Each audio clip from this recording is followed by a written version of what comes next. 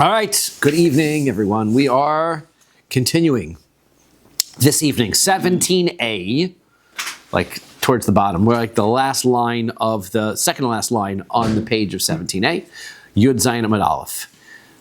We said in the Mishnah, Chutz mimagal kotzir v'hamagira. You're allowed to use knives of all types, but you're not supposed to use a hand sickle. You cannot use and you can't use a saw. Right? Those are anything serrated with serrated edges cannot be used. So we wanted to know which kinds of nicks in a knife we have to be worried about. So Avua de Shmuel, Pagam v'Shadar. So Shmuel's father, so he would make a blemish, a nick in a knife, and then he would send it off to the Rabbanim and ask them, is this good? Is this bad? He would send it to Eretz Yisrael, right? And then they would send it back. This is good. This is bad. And then so he would send back another question, Pagam v'Shadar. Again, he would do it again and again, trying to figure out what are the rules, right? He's just like, how about this one? How about this one, right? Shachulei. So they told him that the rule is Kim Magera Shaninu, that if you have a nick which is like a saw, that is the problem, right? And here we have an example, right, where we've got our knife and we've got a nick in it that makes it sort of like a V shape. That's the kind of nick that we're worried about that's going to stop, right? They even show you that you slide your fingernail across, your fingernail would get stuck into would get caught in it to be able to catch it. Okay? Tana Rabbanan, our rabbis learned. Sakin sheyesh ba pegimos harbe. Do we have that that Gemara, the blue one? Yeah. Let's have that available, right? The pictures? Yes. More pictures. We got good pictures, colored pictures. We've got all kinds of pictures for this stuff. Okay, that's this. Okay, perfect. Got lots of pictures today. So, okay. Sakin sheyesh ba pegimos harbe. So if you've got a knife that has many types of blemishes on it, tidon kimagera. So then that is considered to be like a saw, and it is not allowed to be used to do shchita on it. V'she'ein ba ela pegima achas, but if it only has one blemish on it, so then ogeres, so then pogeres, it's gonna catch the flesh in it, and psula, then it's gonna be puzzle, misuchseches, keshera, if it's misuchseches, which means I guess what it slices, right? This here entangles. Entangles, I guess I know, that's right, I'm not quite sure, right? So there are words that don't make much sense in English, but we are going to explain that in the Gemara, right? Hechi domya ogeres, what is, whatever ogeres means is something and then entangles, or hechi dami misuchseches, what are those two cases, right? When we said that if it's got many blemishes, the knife is no good. But if it's only got one, then it depends. If it's ogeres, then it's not okay. If it's misuchseches, it is okay. What is the case of ogeres and what is the case of misuchseches? So Amar Rabbi Eliezer says, ogeres means mishte ruchos. Ogeres means that it catches from both sides. Misuchseches is miruach achas. Misuchseches is only on one side.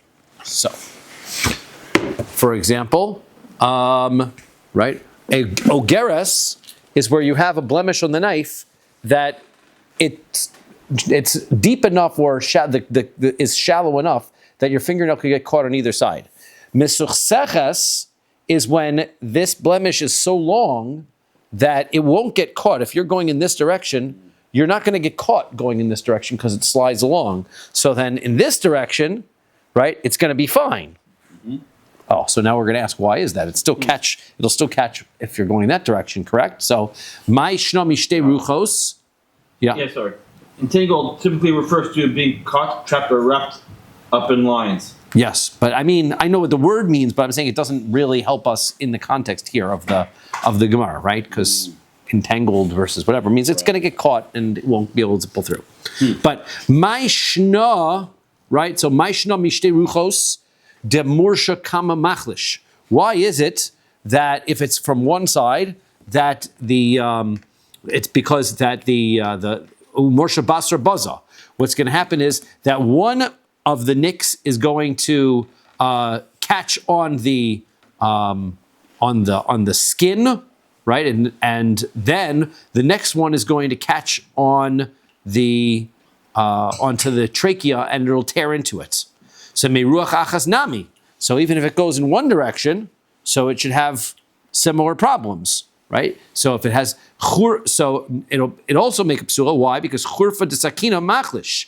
The sharpness of the knife is going to slice through the outer skin of the neck, and then the nick is going to catch on the trachea and the esophagus. Because at the end of the day, really, we're not really worried about the fleshy part, right? We take a look at our cow here, right? The neck has got this red fleshy part. We're going to take one apart for a moment so we can see inside. Trying to compete with Stefowski, are you? We are not virtual. We are real. He's ritual, we're legit. That's correct. Okay. So one of these leg bones might fall off, but I'm going to take our leg bones off for a moment. Okay. In any event, we're cutting through. We don't care what happens in this fleshy red part, right? Because that's not the part that we have to worry about with shechita. We're worried about these two pipes over here, right?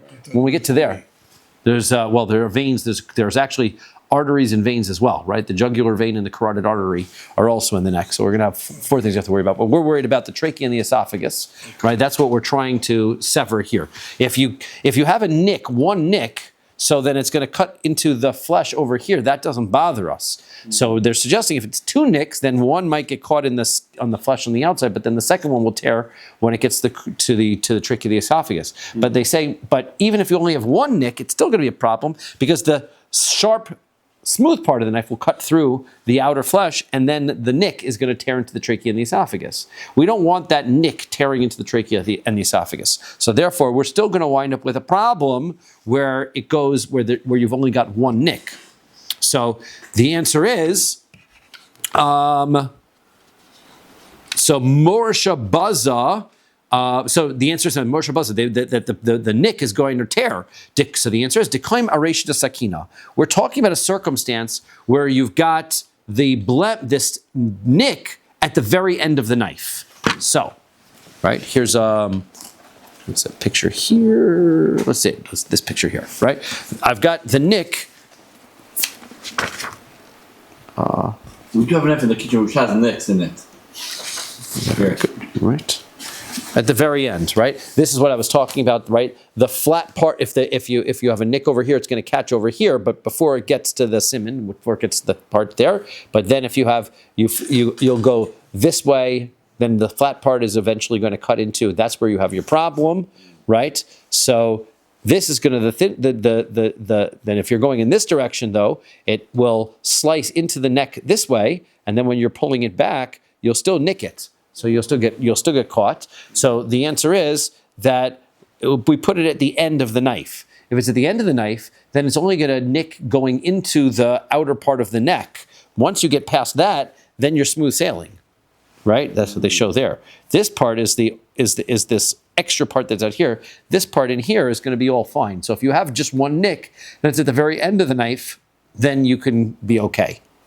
Okay, so that's why they make the distinction between the nick at the end of the knife versus in the middle of the knife. So, okay, still at the end of the day, ki ozla machlisha. When you bring the knife back,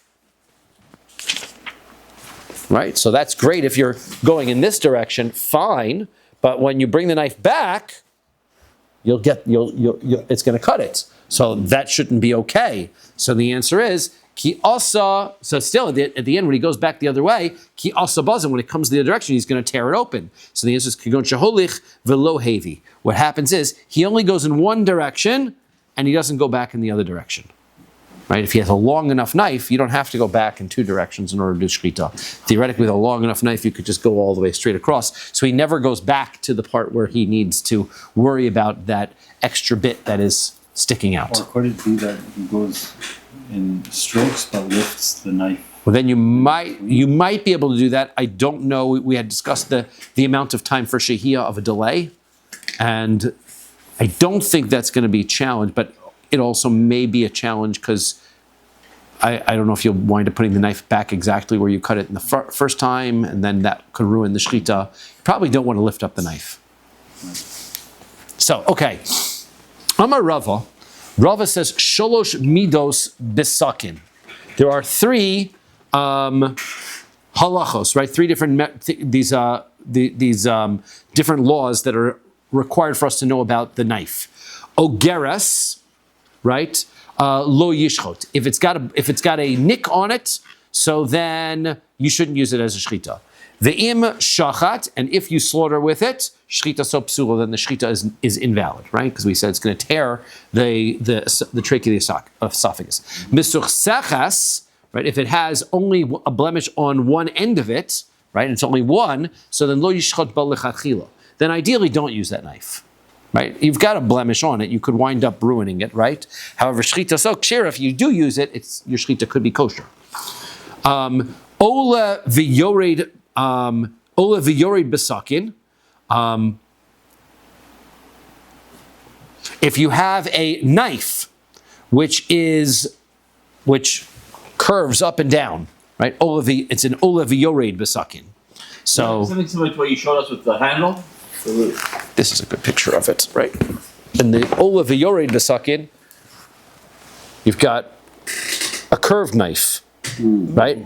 In that circumstance, you don't have any nicks on it. It's nice and smooth, right? So if you've got there, so then shochet ba lechatchila, you can use that knife in the first place, right? There's nothing wrong with that knife at all. And look, it's not straight, but there's nothing wrong with it because there's really no nicks. Okay, so A gradual curve is exactly, a gradual curve is going to be okay. But if it has curves, if you still catch on something, if you're going It will. Well, it's nice and smooth. This one, right? It's nice and smooth. It's nice and rounded, but it's nice and smooth. So therefore, it's not going to catch on anything. Amar le Rav Huna, Breder Rav Nechemia le Rav Ashi. So Rav Huna, the son of Rav Nechemia, says to Rav Ashi, Amrit lan mishmei de Rava, misuchseches psula. Right? You said in the name of Rava that a misuchseches, a knife that has the blemish at the end of the knife, is psula, is puzzle. Even b'diavad you can't use it. V'ha, but now we learn, Tanya, we learned in that brisa, misuchseches kshera, that misuchseches is kosher. So lo kasha, it's not a contradiction. Kan sholich vehevi. It depends on if we were going in one direction, where we said it could be kosher b'diavad. Kan sholich velo hevi. No, sorry, the other one's sholich vehevi. If you went back and forth, then it's puzzle. It's like the net where you have one person holding the one handle, and someone else holding the other. No, not like the lumberjack, right? Not like a lumberjack saw. But when the one person's doing the shechita, if he goes back and forth, then the nick could come back and tear the trachea. But if he only goes in one direction, then he's going to be okay that way, right? So that's the distinction between when we said don't use this knife that has the blemish at the end and when you can use the knife at the end. Amalei Ravacha Breder Rav Avia Rav Ashi. So Rav Acha, the son of Rav Avia, said to Rav Ashi, so Damya Lissasa, if it looks like a sasa, what is a sasa? It is the head of grain. Okay. You mean the upper layer of the grain? That's a kernel, that's wheat, right? That's a sasa, right? So it looks like this. If you have got a knife that looks like this, sasa, that looks like that, so then, right,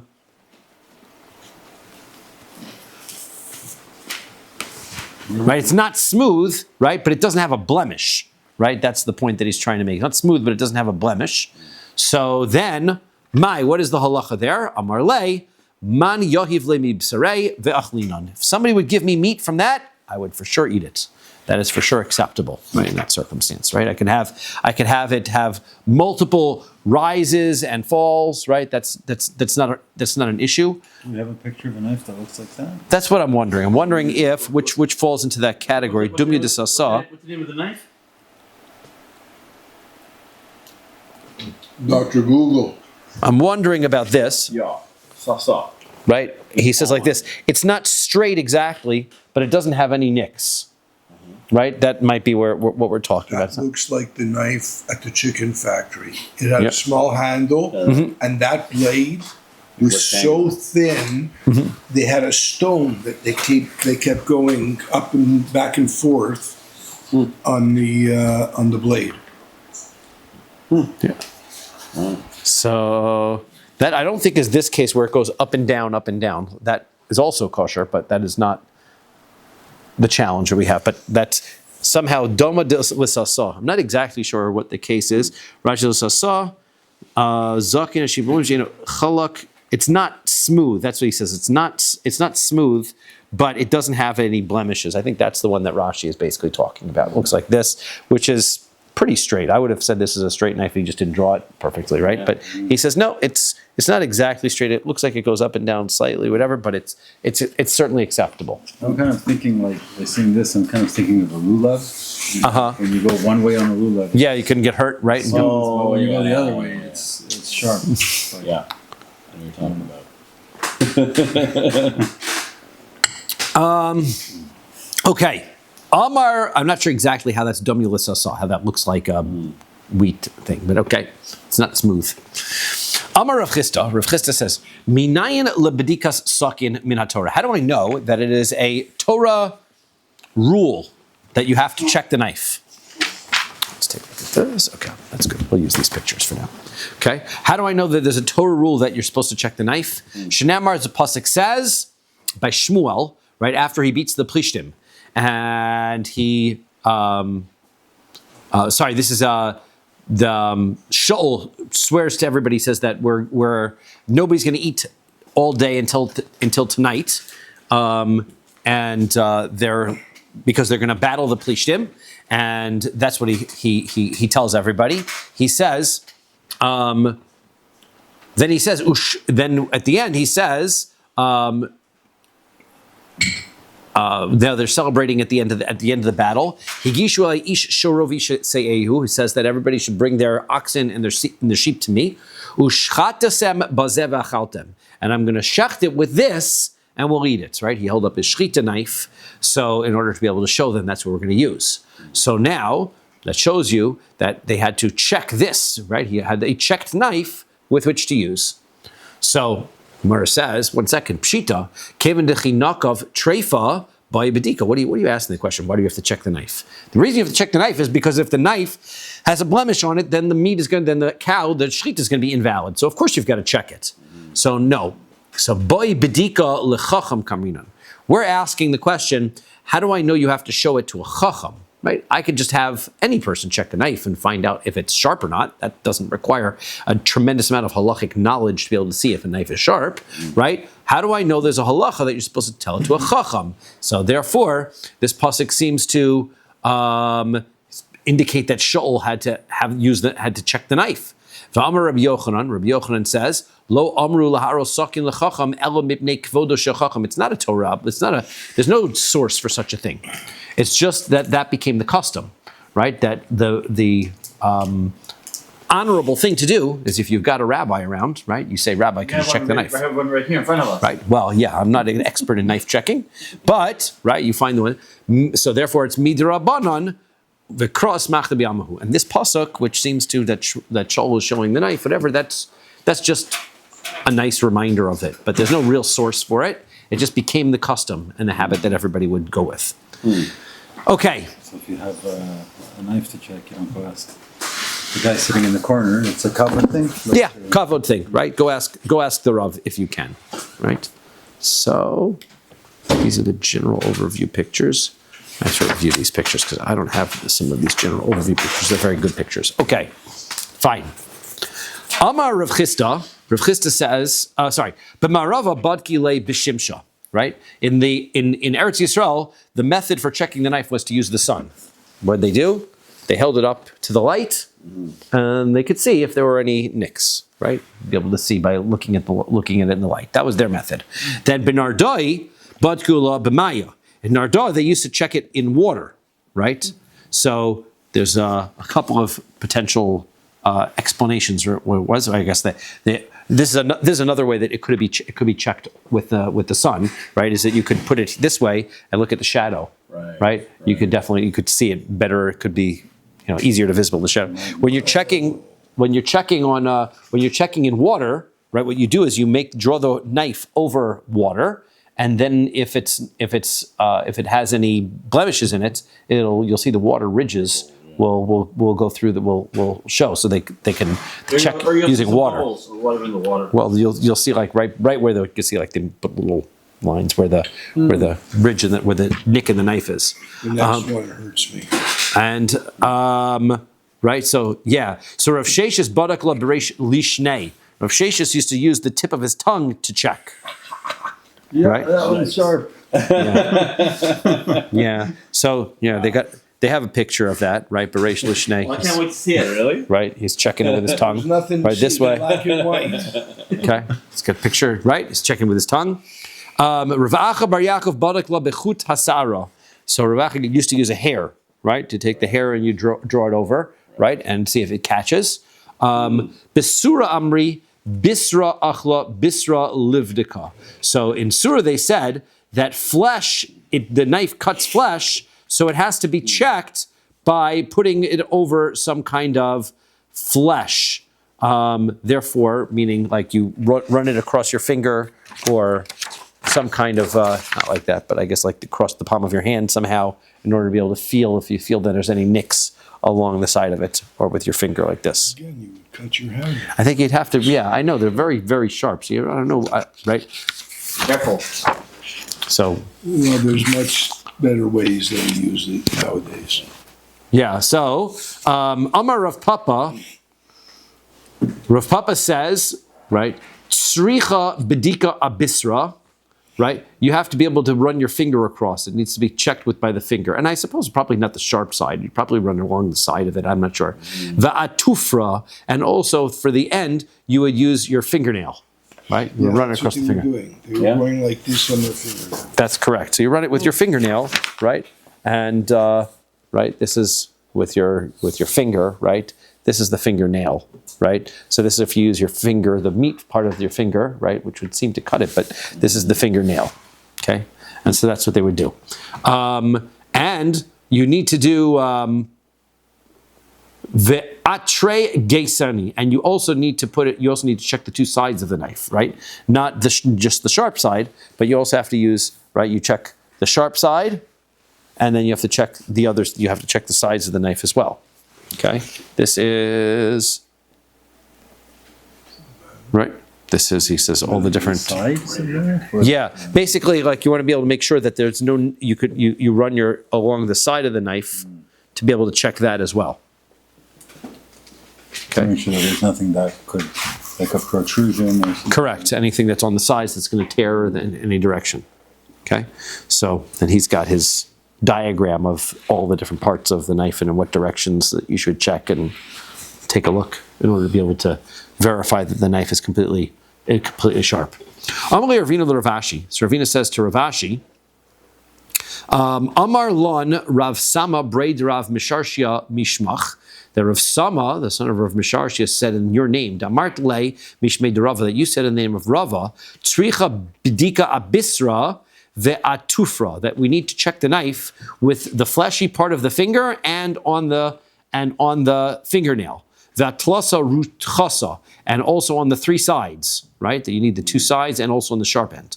Amar Le, so Ravash, so he said to him, Abisra ve'atufra amri.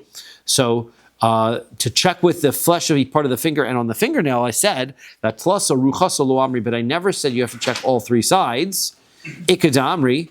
Right, the other opinion says abisr vatufra vatlosa ruchsa amri. I did say that it needs the fleshy part of the finger, the fingernail, and the check the tip and the two sides, and mishmei de Rava lo amri. But I didn't say it was in Rava's name. That part was not true. Okay, Ravina v'Rav Acha brei de Rava havu yosvi kami de Ravashi. So Ravina and Rav Acha, the son of Rava, they were sitting before Rav Ashi. Aisu sakin lekame de Rav Ashi livdika. So they brought a knife to Ravashi to check it. Amar le l'Rav Acha brei de Rava bidka. So he turned to Rav Acha, the son of Rava, and he said, "Here, you check it." Badka atufra. So he checked it with his fingernail. Ve'abisra, and also by the fleshy part of his finger. Ve'atlasa ruchasa, and he checked it on the three sides. Amar le, so Rav Ashi said, "V'chein amar Rav Kahana." That's Yasher. Good job. V'chein amar Rav Kahana. That's exactly how Rav Kahana said to do it. Right? So he did it exactly right. Rav Yemar said, Atufra v'abisra tzricha. You need to do it with the fingernail and the fleshy part of your finger. That's necessary. Atlasa ruchasa, but to check it on three sides, lo tzricha. That's not necessary. Only the sharp part of the knife needs to get checked. Milo amar Rabbi Zera amar Shmuel, because didn't we say that Rabbi Zera said in the name of Shmuel in the old question we had earlier, that if you have libein sakin, if you have a knife that's burning hot, right? And we wanted to know the shachat ba, and you do shchita on it with it. Shchita so kshera, the shchita is kosher. Now you can't burn through the trachea and the esophagus. If you're injured, you can use a scalding hot knife to help clean the wound as well. That is true, but we're not really worried about infection on the dead animal, right? So not necessary for us to worry about that. But if you've got this hot knife, then the shchita is kosher. Why? Shechiduda kodem lelibuna, because the sharpness of the knife cuts through before the flesh gets burned. So now, the kashalon, we had a question on that. Ha'ikatzdadin, what about the sides of the knife? Right? Don't we have to worry about, as the knife is cutting through, if you remember this picture, right? As he's cutting through, this is the meaty part, and he gets to the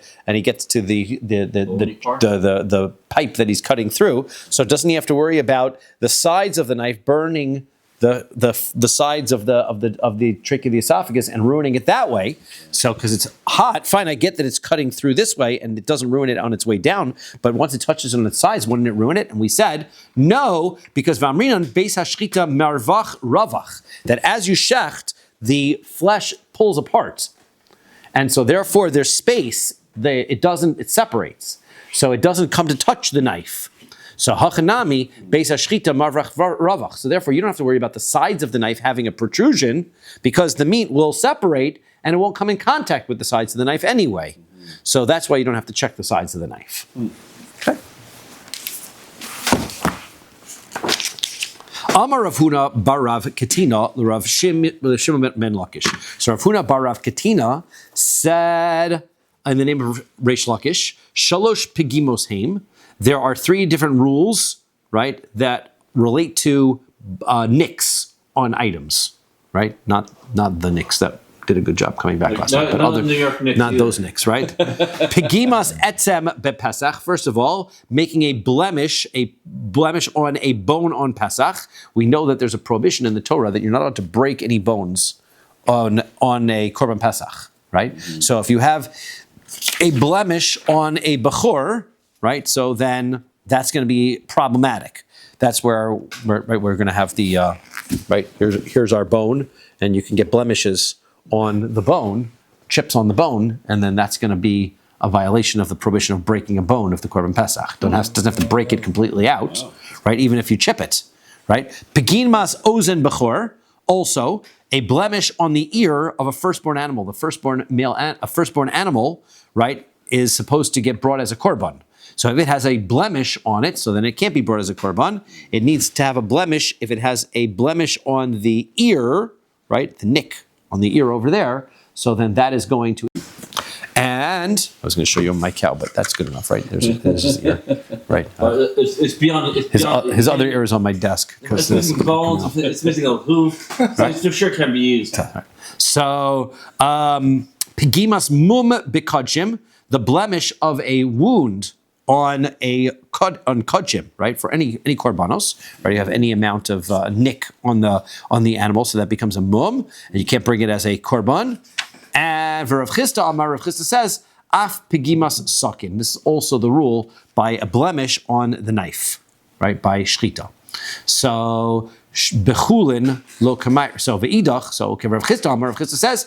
Rav Chisda said even the knife. Ve'idach, and Rav Huna bar Katina, why didn't he bring the knife of shchita? He says bechulin lo kamayr. He's not talking about anything other than korbanos, right? The other list was the korban pesach, the bechor, mum on kodshim. Okay, all those little nicks are going to ruin the animal. We're not talking about knives for shechting for chulin. Those are non-korbanos issues. The kulon, and in all of them, pegimas son, the blemish is kedei pegimas hamizbeach, is the same amount that a blemish is if you have a nick on the mizbeach. Remember, we had learned that if there's a chunk missing from the mizbeach, then the mizbeach becomes no good, and they had to rebuild it. And we had talked about how they rebuilt it. Remember that they took stones and they made the mold and they filled it in with cement and they built it up, right, one layer at a time. V'kama pegimas mizbeach. What is the volume, the measurement for a blemish on the mizbeach? Kedei shetachgor botzipurin, so that your fingernail will get cut it, will get stuck in it. So that is our amount. So therefore, that is continue all those shiurim, all of those circumstances of blemishes are consistent. Okay, meisvei. So he asked the following question: Kama pgimas mizbeach. In this brisa, we learned how much is a blemish of the mizbeach. Rabbi Shimon ben Yochai Omer. Rabbi Shimon bar Yochai says tefach, a whole tefach. That is like a hand's breadth. That's much bigger than something that your fingernail will get stuck in. You got to need a good chunk missing from the mizbeach. So Rabbi Elazar ben Yaakov or Rabbi Elazar ben Yaakov says kazayis, a olive's amount, which is still greater than. Yeah. So the question is, how come we're saying that it's a nick that you can catch your fingernail in?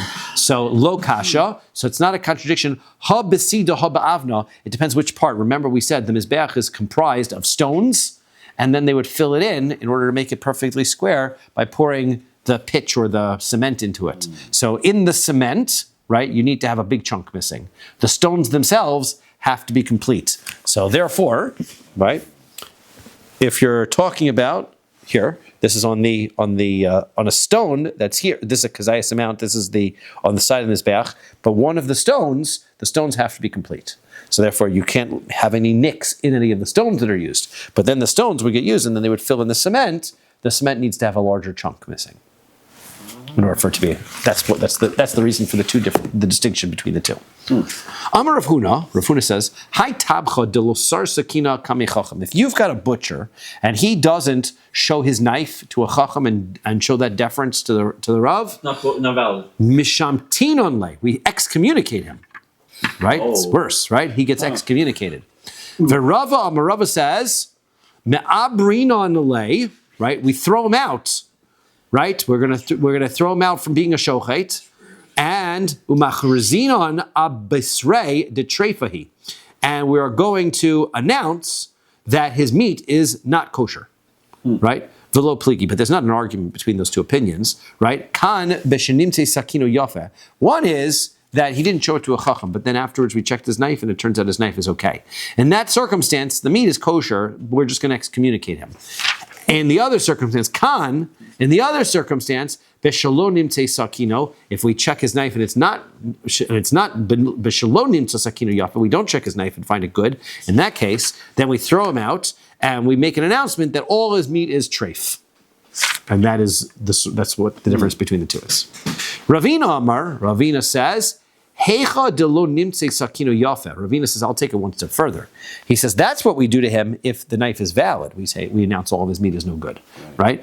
If we find that his knife is no good, memas meslei beprarta, we take feces and we smear it all over his meat, because you're going to say that he can't even sell this to non-Jews.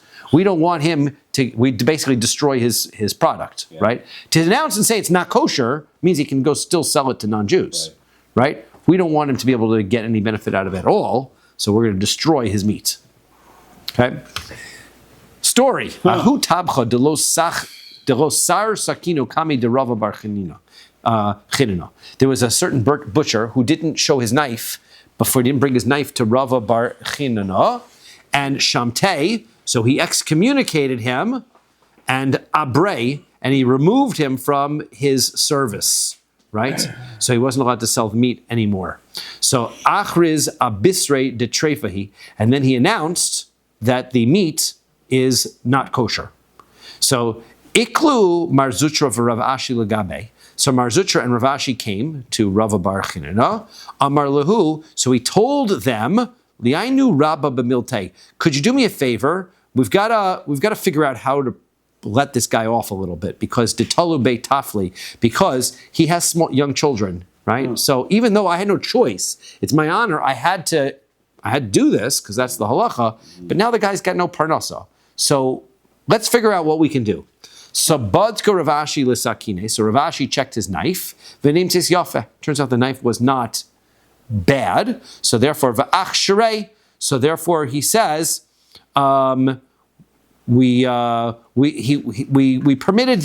the meat kosher again, right? So he was no longer able to do the shechita, I suppose, but the meat was kosher, so he was able to sell that. So Amar Lei, so Rav Right, sorry, there's Ravashi who actually holds most leniently that there isn't any problem, right? He said, Ravina says we execute, what was it, Rav Ashi? What was it Ravashi says? Mishamtino? No, we don't have Ravashi. Ravashi seems to say that even if you find that the knife is acceptable, we can put it back. So that's what happened.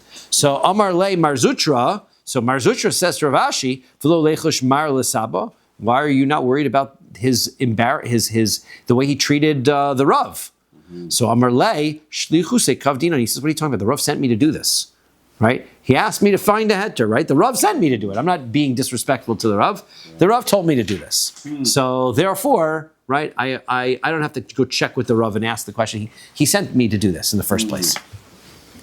Amar Rabba Barhuna Shein Tulusha. Rabba Barhuna says, if you've got a tooth, right? So that's in the bone of in the jaw of the cow.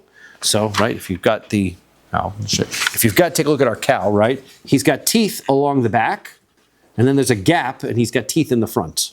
Okay, so let's say we have a jawbone that has one tooth in it. So v'tzipurin telusha, or if I've got a fingernail which is disconnected, right, or a hoof, I guess is disconnected. Mutter lishchot bo lechatchila. I can use that to shacht, right? It's any sharp object, so I can use that. V'adnan tnan, but we learned in a Mishnah, chutz mimagel katzir v'megera. You're not allowed to use the hand scythe. You're not allowed to saw. Shinaim. You're not allowed to teeth. Vatziporin, or the hoofs. Bimnei shein chunkin, because they tear, right? They grip and they can't. You can't use them. So shein lo kasha. So the contradiction is between the teeth. That's not a problem. Ha bechada. One is when you've got one sharp tooth.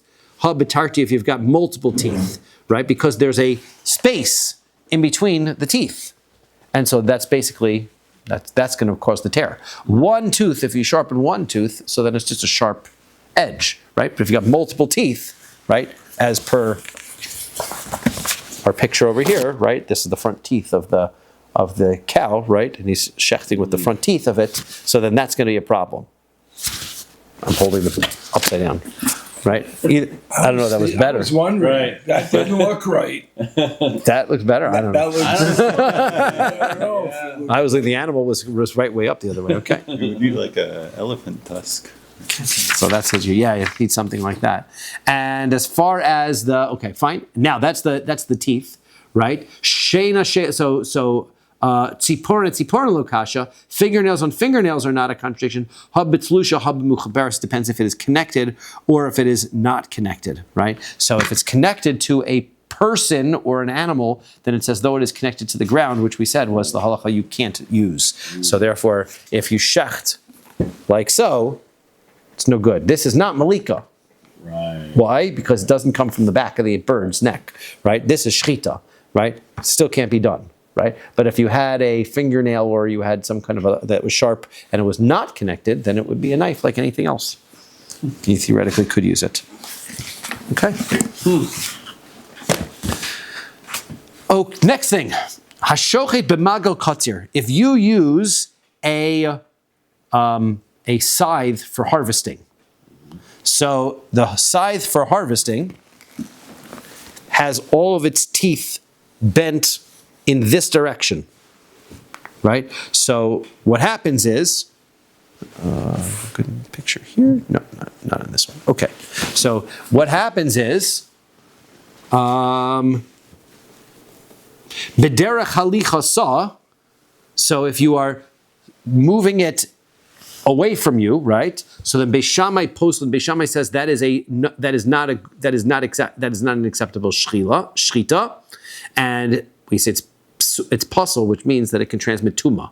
Beis Hillel machshirin. Beis Hillel says the shchita is valid. Even though, right, because you're going in the direction that it's not going to catch on the. If you pulled it back, then it would catch. But since you go forward, it's going to wind up not. It shouldn't have a problem. So if you go, but even hechliku shinaha, if you smooth down the knife, so then harei huksakin just becomes like a regular knife, right? You can use it as long as you grind it down. Says the Gemara. Amar Rav Chia bar Abba, Amar Rabbi Yochanan. Rav Chia bar Abba says in the name of Rabbi Yochanan, Av sheichshiru Beis Hillel lo hichshiru el tahara midei nevela. Even when Beis Hillel says that it's kosher, he doesn't mean that it is kosher and you can eat it. He just means that it's not considered a unslaughtered animal in the sense that it transmits tumah. But as far as eating it is concerned, that we don't want you to do, right? Because it's a gzeira. Because we don't want you using this knife to do shechita because it's easy for you to make a mistake and go back in the other direction and tear the trick in the esophagus. So therefore, in order to prevent it, we say, no, for sure you shouldn't eat it. But it is, in fact, not tameh because it was shechted properly. Amar Rav Ashi says, Daikanami, you could even see that if you read the Mishnah carefully, Diktani, it says, Beis Shammai poslin Beis Hillel machshirin. Beis Shammai says that it's pasul, meaning it's tameh, and Beis Hillel says machshirin, which means that it's not tameh. V'lo Beis Shammai osrinu Beis Hillel matir. It doesn't say Beis Shammai says it's prohibited and Beis Hillel says it's permitted, right? They're just talking about whether it's tameh or not. So therefore, it's certainly nobody says that you can eat it. Ulatamech, if what you're saying is true, so then leisne Beis Shammai mitamin Beis Hillel matarin. Why are you using the words pasul and mutter? Use the words tameh and tahor. Ella poslin machshirin va'osr matir chadam ilsi. Rather, what we say is pasul and kosher is the same thing as usr and mutter. Those are the same things. Basically, that Beis Hillel is permitting you to eat it, and Beis Shammai is not. Says the next Mishnah, and this is where we need this cow is not detailed enough for what we need to discuss, but just scroll has the next picture of some detail. Yeah. Okay. Good. So that's cartilages. That's what we're going to need to know. We've got birds. We've got cows. So let's take a look for a moment. You can actually buy those things. You can. We looked it up. Are they like toys for kids, or they're very expensive because no one's buying them? I don't think it's. Yeah, it was. I think it's more for veterinarians and people who are studying. Yeah. Study for Yeah, I think that's what it's for. Yeah, so they must be expensive. Yeah. Okay. So this also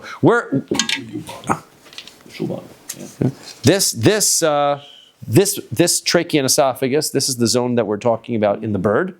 Okay, and we've got a trachea and esophagus in a cow similarly, and they colored them consistently. Because I guess they're the same brand. Yeah.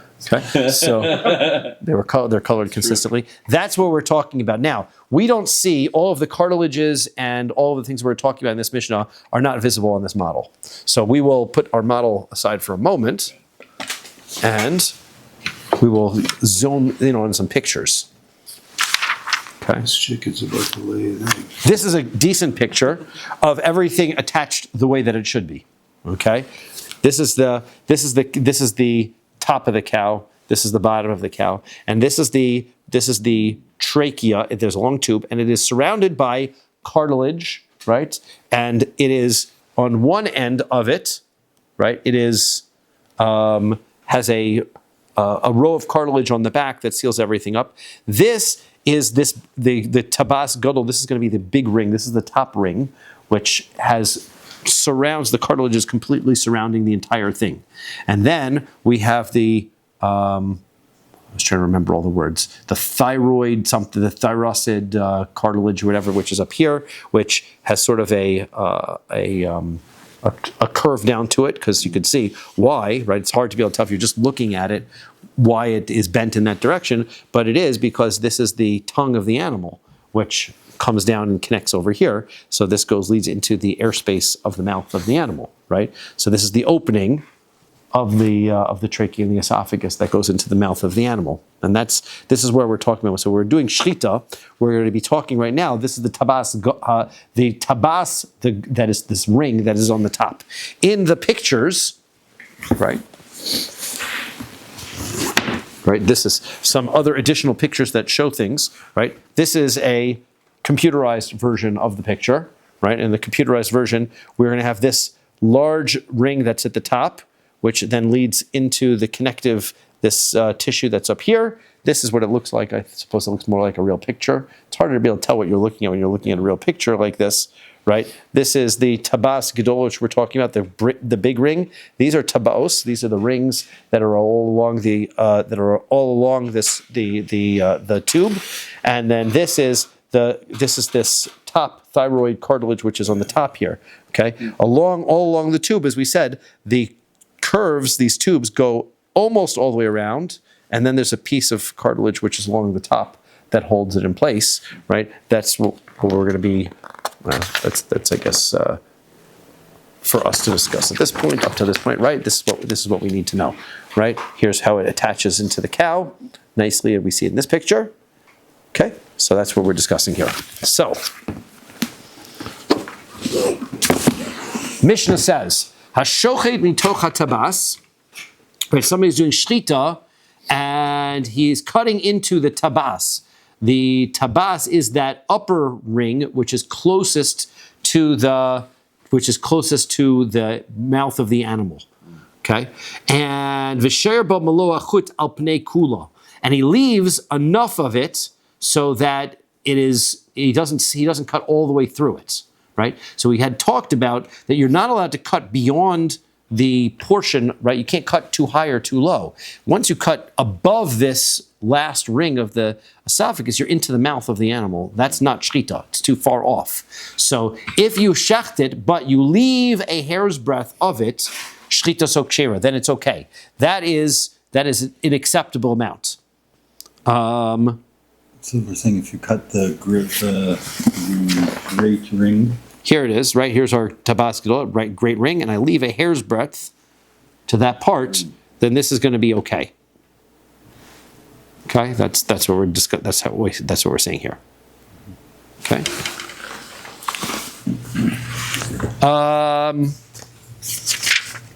Now, Rabbi Yehuda says, "Melo chut al pnei ruba." You don't have to go all the way through. You just need to be able to make it most of the way through.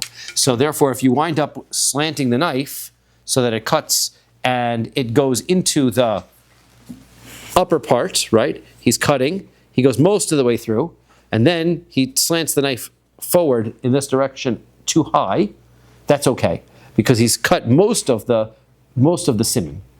So that's acceptable. That's what Rabbi Yossi says. Mm-hmm. Okay. Now, is any of this the way they check now? Yes, this is now. This is now. This is now, absolutely. This is not centuries ago. No. This is how shchita is done now, right? Obviously, you don't want to come this close to the top, right? It seems like you need to come, right? Do the whole rest. Here, you had the entire neck to go in, right? You're way up here, right? Right. This guy seems to be way too high, but nevertheless, he's way up here. And it can still be kosher as long as he doesn't get too far up. Right. That's our point. Right? We're trying to make sure that you do your shechita somewhere in this zone here, which we're going to discuss. Now, the rest of the Mishnah doesn't discuss where the lower part of the zone is, where the upper. But this is our zone. We don't want it to get higher than up here. Okay, that's our point.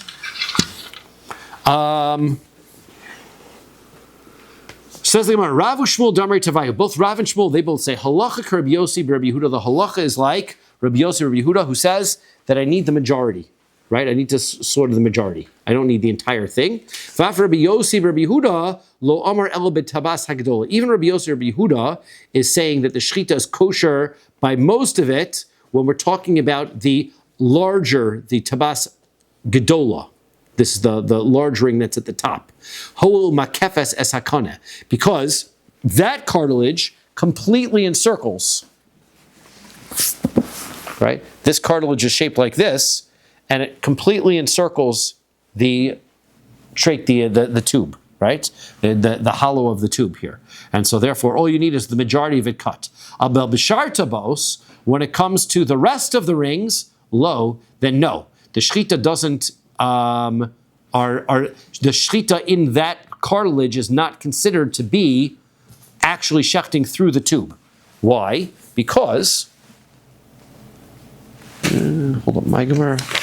Oh, this is a good picture. Okay. Because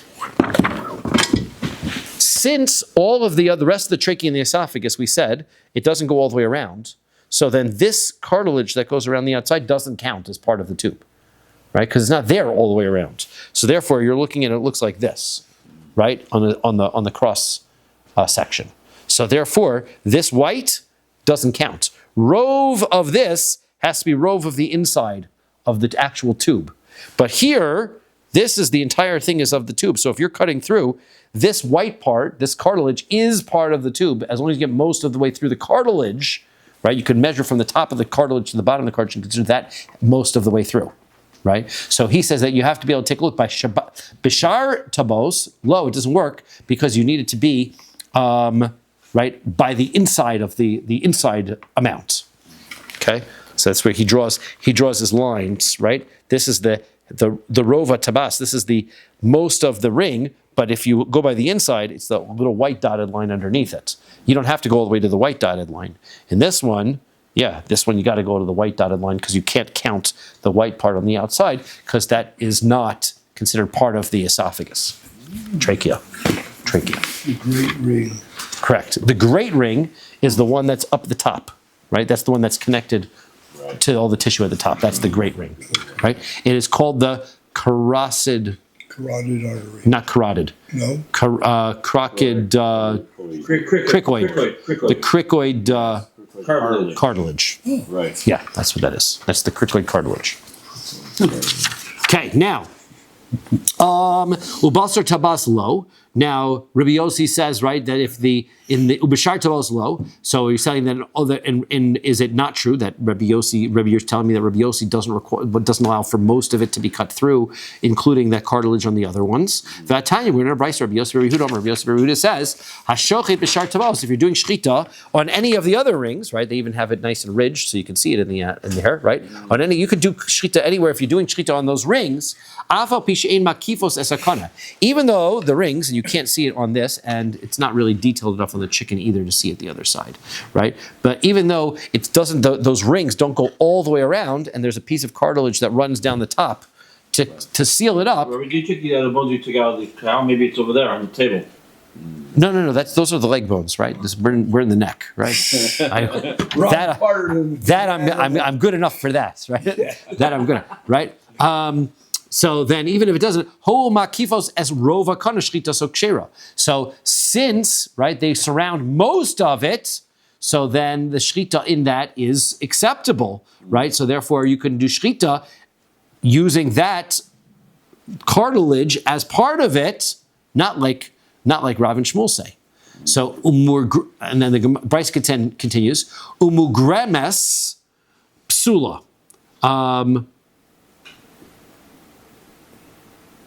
But it's not to cut. If you slant, right, after you do the shchita, most of the way, so then that is puzzle. Like the Rabbanan says that even if you've gone through most of the way, what happens is he starts off and he's shechting through most of the way, and then he slants his knife and cuts that way, and therefore he doesn't complete cutting through the pipe in the right place, right? He only cuts it through most of the way, and then he goes out and goes that way. That's cuts like that. That should be that. He says that is puzzle. That's no good. So hey, Rabbi Chanina ben Antigonus al mugremes sheik shira, and Rabbi Chanina ben Antigonus testified that the mugremes is kosher. So what's going on here? Because according to what we had said, we said that he should hold that once you get through the majority of that slice, it should be acceptable. Some Rav Yosef, so Rav Yosef says, Rabbi Yossi, Rabbi Yehuda, Tarti Kama. Rabbi Yossi, Rabbi Yehuda is saying two different things. Right? Rav u'Shmuel savri kavasi bechada u'pligel bechada. And, right, he's saying two things. Number one, that if you shech most of the kaneh, right, most of the trachea, right, I keep mixing my trachea and my esophagus, you do most of the trachea, then that's kosher, right? Even if you slant at the end. Why? Because he's holding that most of it is like all of it. And so that he holds that way.